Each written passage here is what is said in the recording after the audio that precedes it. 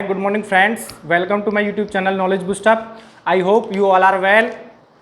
आज बायोलॉजी में मैं आपको पढ़ाऊंगा एक्सटरी सिस्टम यानी उत्सर्जी तंत्र। उत्सर्जी तंत्र क्या होते हैं? आपको अपनी बॉडी के बारे में नॉलेज होना भी बहुत ज़्यादा ज़रूरी है कि हमारा बॉडी का कौन सा पार्ट्स किस तरीके से काम करता है। जैसे आप लोग मोबाइल्स फ़ोन रखते हो, कंप्यूटर्स रखते हो, लैपटॉप रखते हो, तो उनके बारे में सारे फंक्शंस के बारे में आपको जानकारी होती है, किस फंक्शंस में कौन सा काम होगा। उसी तरीके से पार्ट्स ऑफ बॉडी हैं, उनके फंक्शंस के बारे में भी आपको पता होना ज़रूरी है। ठीक है, तो लेट्स स्टार्ट। तो सबसे पहले हम उत्सर्जी तंत्र के बारे में बात करते हैं। उत्सर्जी क्या होता है? ठीक है, उत्सर्जी तंत्र क्या होते हैं? देखो, जो जीवों के शरीर से, किससे?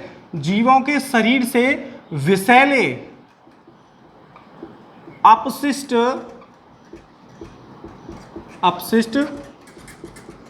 पदार्थों को बाहर निकालने का प्रोसेस,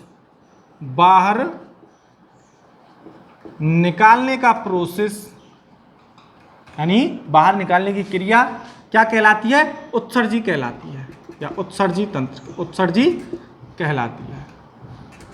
क्लियर? तो देखो, उत्सर्जी के बारे में पढ़ते हैं। जो जीवों के शरीर से विषैले पदार्थ निकालने की प्रक्रिया को या बाहर निकालने की प्रक्रिया को हम उत्सर्जी कहते हैं। ठीक है, समझ पा रहे बात को? या उत्सर्जन कहते हैं। क्या कहते हैं? उत्सर्जन कहते हैं। अब शरीर में विषैले पदार्थ आए कहां से? भाई आप कहोगे विषैले पदार्थ कहां से आए? तो बॉडी में विषैले पदार्थ होते हैं। आपका एक होता है यूरिया,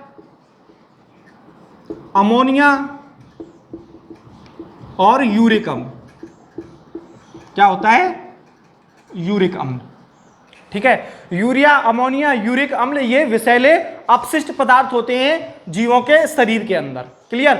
अब इस उत्सर्जन तंत्र के अंदर हम किस किस की बात करेंगे? तो सबसे पहले हम बात करेंगे किडनी की। किसकी बात करेंगे? किडनी की। किडनी को हिंदी में बोलते हैं वृक्क। क्या बोलते हैं? वृक्क। नंबर 2 पे बात करेंगे हम। नंबर 2 की बात करते हैं स्किन की। नंबर 2 स्किन के बारे में बात करते हैं, जिसे हिंदी में बोलते हैं त्वचा। नंबर 3 बात करेंगे हम लंग्स के बारे में। लंग्स को बोलते हैं फेफड़े। क्या बोलते हैं? फेफड़े। क्लियर? फिर नंबर 4 बात करेंगे लीवर के बारे में। लीवर को क्या कहते हैं? यकृत। तो ये हमारे उत्सर्जन तंत्र हैं, ये उत्सर्जन तंत्र के अंतर्गत आते हैं। अब इनके बारे में हम 1 बाय 1 स्टार्ट करते हैं बात करना। ठीक है, तो सबसे पहले हम बात करेंगे किडनी के बारे में। तो एक रफली डायग्राम बना देता हूं मैं किडनी का, जो कि समझने के लिए काफी होगा। ठीक है, अब देखिए, ये होगी हमारी किडनी। मानव शरीर में कितनी किडनी पाई जाती हैं? 2 किडनी पाई जाती हैं। समझ पा रहे बात को? 2 किडनी पाई जाती हैं। ठीक है, अब देखिए, अब किडनी का ये जो बाहर का पार्ट होता है, इसे बोलते हैं कोर्टेक्स। क्या बोलते हैं? कोर्टेक्स। और ये जो अंदर का पार्ट होता है, इसे बोलते हैं मेडुला। क्या बोलते हैं? मेडुला। ये तो हुई किडनी के पार्ट्स के बारे में। बाहर का पार्ट होगा उसे कोर्टेक्स बोलेंगे, जो अंदर का होगा उसे मेडुला बोलेंगे। ठीक है, अब मानव शरीर में 2 किडनी होती हैं। अगर एक किडनी इन केस खराब हो जाती है किसी इंसान की, तो वो एक किडनी से जीवित रह सकता है। ऐसा नहीं है कि एक किडनी खराब हो गई, हाय रे हाय, वो कैसे बचेगा, कैसे जिएगा, ऐसा कुछ नहीं है। अगर एक किडनी आपका काम करना बंद कर देती है, तो आप एक अकेली किडनी से जीवित रह सकते हो। लेकिन उसमें एक कंडीशन है कि आप नॉर्मल इंसान की तरह काम नहीं कर पाएंगे, जो कि एक स्वस्थ मनुष्य कर सकता है। भारी भरकम काम आप नहीं कर पाएंगे। ठीक है, इज दैट क्लियर? अब इस बॉडी के अंदर, इस किडनी के अंदर छोटे छोटे इस तरीके से छलनी पाई जाती है। जैसे आपने देखा होगा, आपने घर पे चून छानने की होती है ना, आटा छानते हैं, चाय छानते हैं, तो उसी प्रकार छोटी छोटी छलनियां होती हैं इस किडनी के अंदर। और उनकी संख्या कितनी होती है? गैस कीजिए, आप सोच भी नहीं सकते इतनी होती हैं। ये होती हैं 1,30,00,000। कितनी होती हैं? 1,30,00,000 छलनी होती हैं। ठीक है, अब इनका काम क्या होता है? आप सोच रहे होंगे कि इतनी कैसे हो सकती हैं, हम तो इतने बड़े हैं, हमारा पेट इतना सा है और इसके अंदर भी लंग्स भी होते हैं और लीवर भी होता है, छोटी आंत होती है, बड़ी आंत होती है और फिर ये आपकी 2 किडनियां होती हैं, उनमें 1 करोड़ 30 लाख, कैसे पॉसिबल है? लेकिन पॉसिबल है। छोटी छोटी, बहुत ही छोटी छोटी नेफ्रॉन्स होती हैं, 1 करोड़ 30 लाख। इन्हें क्या बोलते हैं? नेफ्रॉन बोलते हैं। क्या बोलते हैं? नेफ्रॉन। ठीक है, इन्हें नेफ्रॉन्स बोलते हैं। क्लियर? समझ पा रही बात को? जो किडनी के अंदर छोटी छोटी 1 करोड़ 30 लाख छलनी होती हैं, उन्हें हम नेफ्रॉन्स कहते हैं। अब इन नेफ्रॉन्स का काम क्या होता है? ये काम क्या करती हैं? तो ये ब्लड प्लाज्मा को छानने का काम करती हैं। ब्लड प्लाज्मा को छानकर शुद्धिकरण का काम करती हैं। क्या करती हैं? ब्लड प्लाज्मा को छानकर शुद्धिकरण का काम करती हैं। क्या करती हैं? शुद्धिकरण का, शुद्ध करती हैं ब्लड को। ठीक है, और जो अपशिष्ट पदार्थ होता है, उस अपशिष्ट पदार्थ का क्या करती हैं? ठीक है, तो ये उस अपशिष्ट पदार्थ को यूरेन में बदल देती हैं। किसमें? यूरेन में। ठीक है, समझ पा रहे बात को? यूरेन को हिंदी में मूत्र बोलते हैं। क्या बोलते हैं? मूत्र बोलते हैं। अब बात करते हैं प्लाज्मा की। आपने कहा कि सर प्लाज्मा, ब्लड आया फिर प्लाज्मा आया है, तो प्लाज्मा क्या होता है बाबू? सॉरी, जो प्लाज्मा होता है, ब्लड के बारे में बात करते हैं। ब्लड प्लाज्मा, तो ब्लड जो होता है हमारा किससे बनता है? तो ब्लड बनता है प्लाज्मा और सेल्स से मिलकर। किससे? प्लाज्मा और सेल से मिलकर हमारा ब्लड बनता है। अब इसमें कितना परसेंट प्लाज्मा होता है, कितना परसेंट सेल्स होता है, उसके बारे में डिस्कस करते हैं। तो इसमें 55% तो आपका प्लाज्मा होता है और 45% सेल्स होते हैं। इन दोनों को मिलाकर हमारा ब्लड बनता है। और ब्लड का कलर रेड होता है। और रेड किस कारण होता है? तो ब्लड का जो कलर रेड होता है वो हीमोग्लोबिन के कारण होता है। किसके कारण होता है? हीमोग्लोबिन के कारण। अब थोड़ा सा ब्लड से रिलेटेड फैक्ट बता देता हूं। ब्लड का काम क्या होता है? तो ब्लड का काम हमारी बॉडी में ऑक्सीजन को ट्रांसपोर्ट करना होता है। क्या करना होता है? ट्रांसपोर्ट करना। ट्रांसपोर्ट का मतलब परिवहन करना, यानी हमारी बॉडी के अंदर ब्लड ऑक्सीजन को हर पार्ट तक पहुंचाने का काम कौन करता है? ब्लड करता है। क्योंकि हम अपनी नाक के द्वारा, मुंह के द्वारा सांस लेते हैं, उसमें ऑक्सीजन ग्रहण करते हैं, वो हमारी बॉडी में जाती है और ब्लड में जाकर मिल जाती है। और ब्लड क्या करता है? उस ऑक्सीजन को हमारी बॉडी के हर पार्ट्स तक पहुंचाने का काम करता है ब्लड, यानी ट्रांसपोर्टेशन ऑफ ऑक्सीजन। अब छोड़ते हैं ब्लड को, अब फिर आ जाते हैं किडनी पे। मैंने बताया नेफ्रॉन होती हैं, ये किडनी शुद्ध करती हैं ब्लड को, यानी शुद्ध करने का काम करती हैं। जो अपशिष्ट पदार्थ होता है उसे यूरेन में बदलती हैं। अब यूरेन से रिलेटेड कुछ फैक्ट जान लेते हैं कि इसमें क्या क्या होता है। इसमें 95% तो आपका वाटर होता है। क्या होता है? 95% वाटर। वाटर बोले तो पानी होता है इसमें। ठीक है, समझ पा रहे हो बात को? और 2.7% क्या होता है इसमें? यूरिया होता है। 2.7% यूरिया होता है। और आपका 2% इसमें क्या होते हैं? 2% आपका इसमें लवण होता है।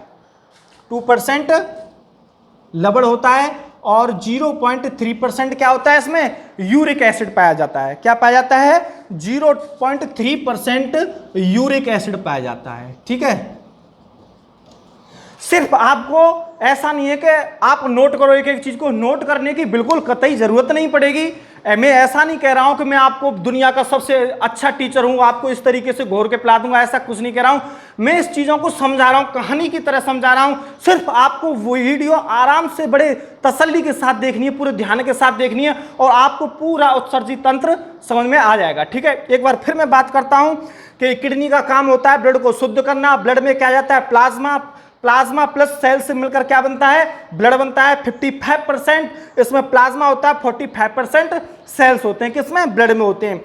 अब जो अपशिष्ट रक्त को जो शुद्ध कर देती है किडनियां, उसके बाद जो अपशिष्ट पदार्थ होते हैं उसका क्या करती है? ये यूरेन में चेंज कर देती है। किसमें? यूरेन में। यूरेन को हिंदी में मूत्र कहते हैं। इसमें 95% वाटर पाया जाता है, 2.7% यूरिया होता है, 2% लवण होता है और 0.3% क्या होता है? यूरिक एसिड होता है। अब बात आती है इसके कलर के बारे में कि इसका जो कलर होता है वो येलो कलर का होता है। जो यूरेन का कलर है, लिख देता हूं, यूरेन का कलर येलो होता है। येलो होता है। अब ये यहां तक तो नॉर्मल बात हो गई है, तो सभी को पता है कि येलो होता है, बट ये येलो होता क्यों है? बात ये है, पॉइंट ये है कि ये येलो क्यों होता है।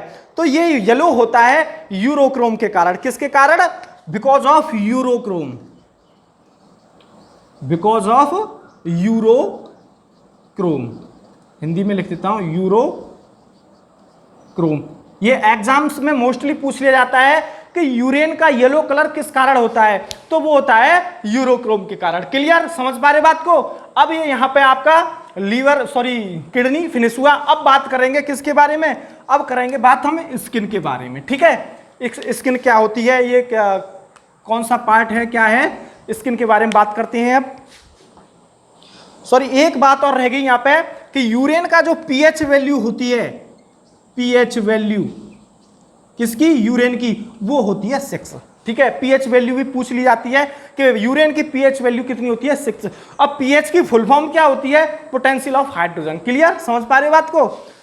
देखिए अब बात करते हैं हम स्किन के बारे में कि स्किन क्या है। देखिए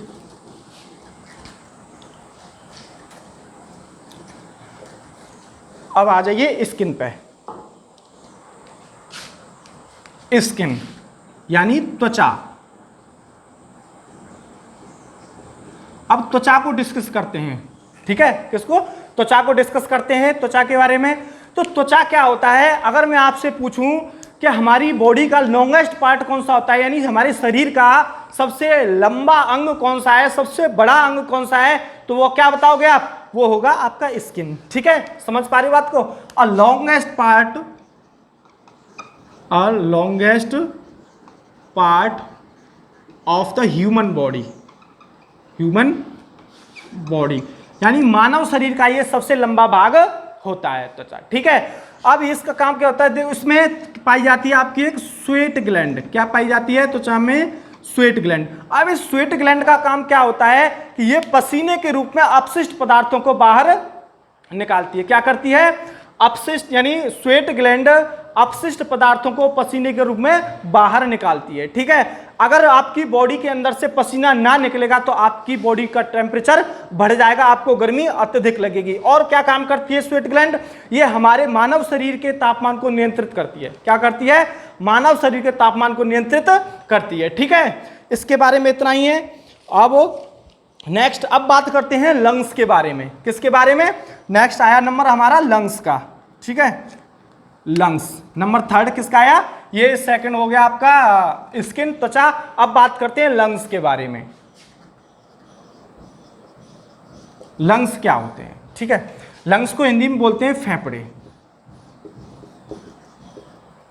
ठीक है, अब जो हम सांस लेते हैं वो किसके द्वारा लेते हैं, किससे सांस लेते हैं हम, फेफड़ों से लेते हैं कि नहीं लेते। ठीक है, अब इसका काम क्या होता है, फेफड़े क्या करते हैं, ये CO2 उत्सर्जित करते हैं। क्या उत्सर्जित करते हैं, CO2 उत्सर्जित करते हैं। CO2 का मतलब होता है कार्बन डाइऑक्साइड उत्सर्जित करते हैं। ठीक है, अब लेकिन ये कार्बन डाइऑक्साइड उत्सर्जित तो करते हैं, लेकिन ये कार्बन डाइऑक्साइड आती कहां से है, ये कार्बन डाइऑक्साइड आती कहां से है। देखो मैं रफली थोड़ा सा इसका डायग्राम बना रहा हूं मैं फेफड़ों का। ये मत समझना कि हमने डायग्राम ऐसा बनाया सिर्फ समझने के लिए, हमें तो सिर्फ समझना है, आर्टिस्ट थोड़ी बनना है, सिर्फ हमें समझना है। ठीक है, इस तरीके से ये होते हैं लंग्स, फेफड़े होते हैं। फेफड़े किस तरीके से काम करते हैं, जब हम सांस लेते हैं ना तो इस तरीके से यूँ, इस तरीके सब सांस लेते हैं छोड़ते हैं इस तरीके से, वो देखा गुब्बारे की तरह काम करते हैं ये। ठीक है, छोले बेचने आते हैं गांव में, बाज़ारों में, और जो बोलते हैं बुढ़िया के बाल बोलते हैं, वो भी बेचने आते हैं, तो पीपो करते हैं ना, तो उसी तरीके से ये हमारे लंग्स उसी तरीके से प्रोसेस करते हैं, बिल्कुल सांस लेते हैं जब। ठीक है, रेस्पिरेटरी श्वसन तंत्र में जब हम सांस लेते हैं तो इसी तरीके से पीपो इस तरीके से, नहीं ऐसा नहीं है आवाज़ करते हो पीपो, ऐसा नहीं है, ये पीपो मतलब इस तरीके से फूलते हैं। ठीक है, क्लियर। अब देखो CO2 उत्सर्जित, ये क्या करते हैं, CO2 उत्सर्जित करते हैं, यानी कार्बन डाइऑक्साइड उत्सर्जित करते हैं। अब देखते हैं इसके बारे में, ये कि उत्सर्जित करते हैं तो कैसे करते हैं, कहां से करते हैं।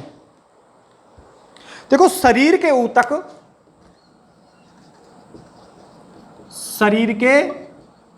ऊतक कार्बोहाइड्रेट, वसा यानी फैट, प्रोटीन, ठीक है, शरीर के ऊतक कार्बोहाइड्रेट, फैट, प्रोटीन का पाचन करते हैं। क्या करते हैं, का पाचन करते हैं। का पाचन करते हैं। किसका पाचन करते हैं? ये शरीर के ऊतक कार्बोहाइड्रेट, फैट, ठीक है, और प्रोटीन का पाचन करते हैं। अब ये प्रोटीन का ये काम क्या करते हैं? ये भोजन का ऊर्जा में परिवर्तन क्या करते हैं? ये फिर भोजन का ऊर्जा में परिवर्तन, भोजन का ऊर्जा में परिवर्तन, ठीक है, समझ पा रही बात को? भोजन का ऊर्जा में क्या करते हैं? ये परिवर्तन करते हैं। अब बात आती है कि ये ऊतक क्या है। अभी यहां पे ऊतक आया, ऊतक को इंग्लिश में बोलते हैं टिश्यू, ठीक है, क्या बोलते हैं? टिश्यू बोलते हैं ऊतक को। अब आप कहोगे कि सर ये ऊतक क्या होता है, ऊतक बनता कैसे, तो इसके बारे में भी बात करते हैं, ठीक है। तो ऊतक हमारी बॉडी के अंदर सेल्स पाए जाते हैं। क्या पाए जाते हैं? सेल्स पाए जाते हैं, कोशिकाएं पाई जाती हैं। तो कोशिकाओं के समूह का group of cells is called tissue, ठीक है, समझ पा रही बात को? यानी कोशिकाओं के समूह को ऊतक कहते हैं। कि जैसे छोटे छोटे पार्ट्स, ये कोशिकाएं हैं, इस तरीके से मान लो कि ये कोशिकाएं हैं, तो इनसे मिलकर ये ग्रुप ऑफ सेल्स हो गया। क्या हो गया? ग्रुप ऑफ सेल्स, यानी कोशिकाओं का समूह हो गया। तो इन कोशिकाओं के समूह से बनता है आपका टिश्यू। क्या बनता है? टिश्यू। और टिश्यू से मिलकर एक बॉडी बनती है। इसी तरीके से जब बहुत सारे टिश्यू मिल जाएंगे तो उनसे मिलकर क्या बनती है? एक बॉडी बनती है, एक शरीर बनता है। समझ पा रहे बात को? यानी सेल्स से मिलकर टिश्यू बनता है, टिश्यू से मिलकर शरीर बनता है। समझ पा रहे बात को? शरीर बनता है। अब बात करते हैं, ये हो गया हमारे लंग्स। अब बात करते हैं last and final topic liver पे। किस पे? लीवर के बारे में बात करते हैं कि लीवर का काम क्या होता है, ये क्या करते हैं, ठीक है। आई होप आप सभी की समझ में आ रहा होगा। बस वीडियो को ध्यान से देखने की समझने की जरूरत है, परेशान होने की बिल्कुल जरूरत नहीं है। अगर आपकी समझ में ना आए तो आप कमेंट करके मुझे बता सकते हो। मैं पूरा प्रयास करूंगा कि आप लोगों की समझ में अच्छे से अच्छे आए। क्यों? कि ये लाइफ साइंस है, नहीं बायोलॉजी है। आपको अपने पार्ट्स ऑफ बॉडी के बारे में नॉलेज होना जरूरी है। और हर एग्जाम में 1-2 क्वेश्चन पूछ ही लिया जाता है लाइफ साइंस यानी बायोलॉजी से, ठीक है। समझ पा रहे हो बात को? अब बात करते हैं लीवर के बारे में कि लीवर क्या है। लीवर को हम बोलते हैं यकृत। क्या बोलते हैं? यकृत बोलते हैं हम लीवर को। अब देखो लीवर के बारे में बताऊं कि लीवर क्या करता है। कि लीवर हानिकारक पदार्थों को, हानिकारक जो पदार्थ होते हैं बॉडी के अंदर उन्हें निकालता है, हानिकारक पदार्थ। अब हानिकारक पदार्थ कौन कौन से होते हैं? एक ये अमोनिया और अतिरिक्त प्रोटीन। जो प्रोटीन अधिक मात्रा में प्राप्त हो तो वो भी हमारी अपशिष्ट में आ जाती है, हानिकारक पदार्थ में आती है। कहते हैं ना हर चीज अत की हर चीज बुरी होती है, ठीक है ना। तो उसी प्रकार अगर प्रोटीन भी अत्यधिक मात्रा में आपकी बॉडी में होगी तो वो भी किस में आएगी? हानिकारक पदार्थों में आ जाएगी। समझ पा रहे हो बात को? और ये फिर अतिरिक्त पदार्थ क्या करता है? यूरिया एवं यूरिक अम्ल में बदल कर, यानी क्या करता है फिर ये इनको यूरिया एवं यूरिक अम्ल में बदलकर, यूरिक अम्ल में बदलकर किडनी की हेल्प से, किसकी हेल्प से? किडनी की हेल्प से उत्सर्जित करता है। क्या करता है? किडनी की हेल्प से उत्सर्जित करता है, उत्सर्जित करता है, ठीक है। समझ पा रही बात को? यानी यकृत हानिकारक पदार्थ अमोनिया और अतिरिक्त प्रोटीन इनको क्या करता है? यूरिया एवं यूरिक अम्ल में बदलकर किडनी की हेल्प से उत्सर्जित करता है। कौन? यकृत, लीवर। अब यूरिया का निर्माण कहाँ होता है? इसे भी मैं बता देता हूं आपको। आप कहोगे कि सर यूरिया का निर्माण कहाँ होता है? तो जो यूरिया का निर्माण हमारे शरीर के अंदर यकृत में होता है। कहाँ होता है? यकृत में होता है। यूरिया का निर्माण,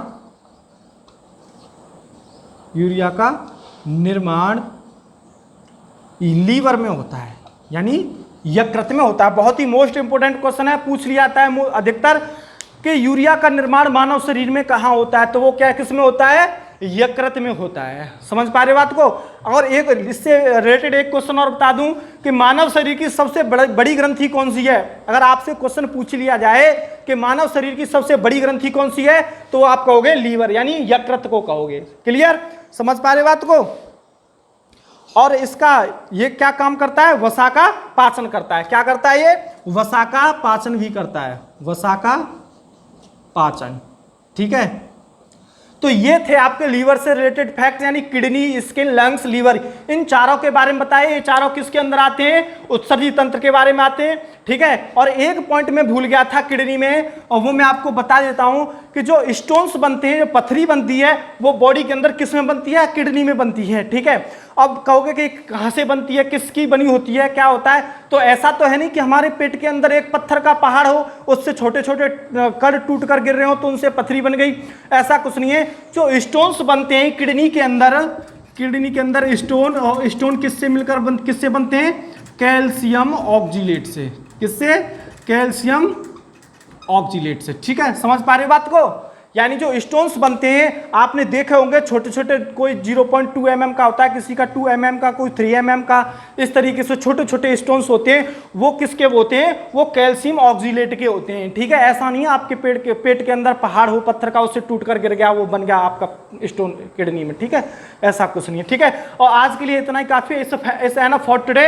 आई होप आप सभी की समझ में अच्छे से आया होगा, और वीडियो को पूरा देखा करें, और वीडियो अच्छी लगे तो लाइक करना, और ज्यादा से ज्यादा वीडियो को शेयर करो। अगर चैनल पर पहली बार विजिट कर रहे हैं तो चैनल को सब्सक्राइब करना न भूलें। Okay, bye bye, take care, be safe.